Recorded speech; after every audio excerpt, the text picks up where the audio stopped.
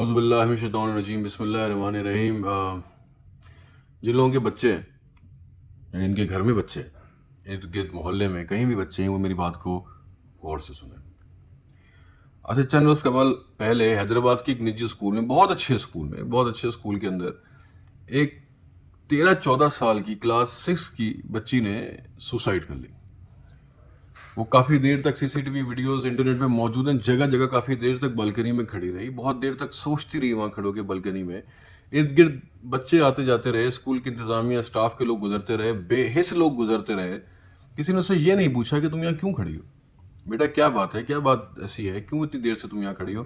اور جب اسکول کی چھٹی ہونے والی تھی تو اس سے کچھ دیر پہلے اس بچی نے اس بالکنی کے اوپر کھڑی ہوئی، اس دوران اس کے اسکول کے اسٹاف سے ایک شخص آیا بھی، اس کو روکنے کی کوشش کی، مگر وہ بہت دیر ہو چکی تھی۔ وہ بچی نیچے کودی اور ایک ماں باپ کی بچی اپنی جان سے گئی۔ اسی اسنا میں ایک خط بھی انٹرنیٹ پہ سرفیس کر رہا ہے۔ اس خط کے اوپر ابھی ایک کمیٹی بن چکی ہے، اس کے اوپر انویسٹیگیشنز ہو رہی ہیں کہ وہ خط ایگزیکٹلی اسی بچی کا ہے، ریلیونٹ ہے یا نہیں ہے۔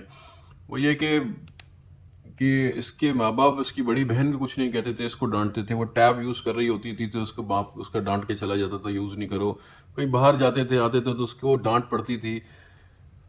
چلیں، اس خط کی جب تک انویسٹیگیشن ہوتی ہے، اس خط کا پتہ لگتا ہے کہ یہ کتنا ٹھیک ہے کتنا غلط ہے۔ مگر میں آپ لوگوں سے سب سے ایک بات کرنا چاہتا ہوں، یہ پیرنٹنگ نہیں ہے۔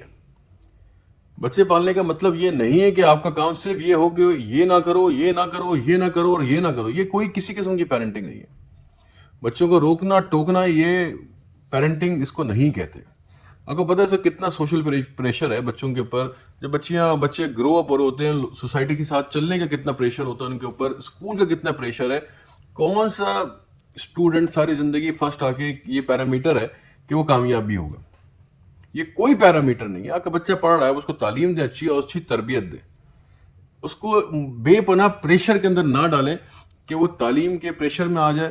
ہمارے سوسائٹی کے اندر ویسے آلریڈی اتنا زیادہ کنجکشن ہے، اتنی زیادہ سانس گھٹن ہوتی ہے، ہمارے پاس وقت نہیں ہے کہ ہم اپنے بچوں کے ساتھ بیٹھیں، ان سے بات کریں، ان سے ان کا حال چال پوچھیں کہ بیٹا تمہارے ساتھ پرابلم کیا ہے، تمہیں دن میں کیا کیا چیزیں، کون کون سے لوگ ملے تھے، کیا کیا مسائل پیش آئے۔ ہمارے پاس وقت نہیں ہے۔ ہمارے پاس صرف اتنا وقت ہے کہ چلتے پھرتے آتے جاتے صرف بچوں کو یہ بولیں یہ نہ کرو، یہ نہ کرو، یہ نہ کرو۔ جس کے گھر سے بچہ چلا گیا، جس کا بچہ مر گیا، اپنی جان سے گیا، یہ درد اور یہ کرب صرف وہ جانتا ہے۔ میں اور آپ اس کو سمجھ بھی نہیں سکتے، اس کا تصور بھی نہیں کر سکتے، جس کی ایک جوان اولاد، اس کی ایک اولاد اپنی جان سے گئی، جس کی انٹرنیٹ پہ ویڈیو سرفیس کر رہی ہوں۔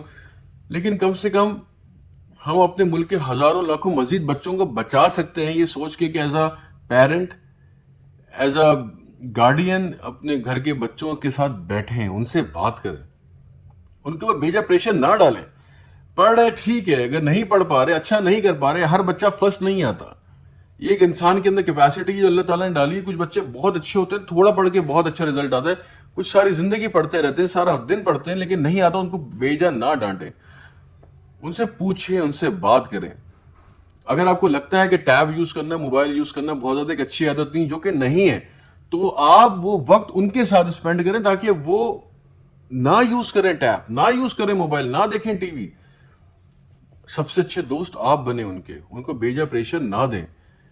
کسی کا بچہ ڈپریشن میں چلا جائے، انزائٹی میں چلا جائے، اور خدا نہ کرے، اللہ نہ کرے کبھی دوبارہ کسی کا بچہ بھی اس نہج پہ آئے، اس نہج تک پہنچے کہ اس قسم کی حرکت کرے، اپنی جان سے جائے، اس سے پہلے آپ سب لوگ ہم سب کی ذمہ داری، as a society, as a family, as a parent, ہم سب کی ذمہ داری ہے کہ ہم فوراً اس چیز کی طرف توجہ دیں۔ وہ اس بچی نے اپنی جان دے کے شاید ہم سب کو ایک الارم بیل بجائی ہے۔ اللہ تعالیٰ ہم سب کا حامی و ناصر ہو، ہم سب کی اور ہمارے بچوں کی، ہمارے والدین کی حفاظت کرے۔ اپنا بہت خیال رکھیے گا اور اس بارے میں سوچیے گا ضرور۔ تھینک یو، اللہ حافظ۔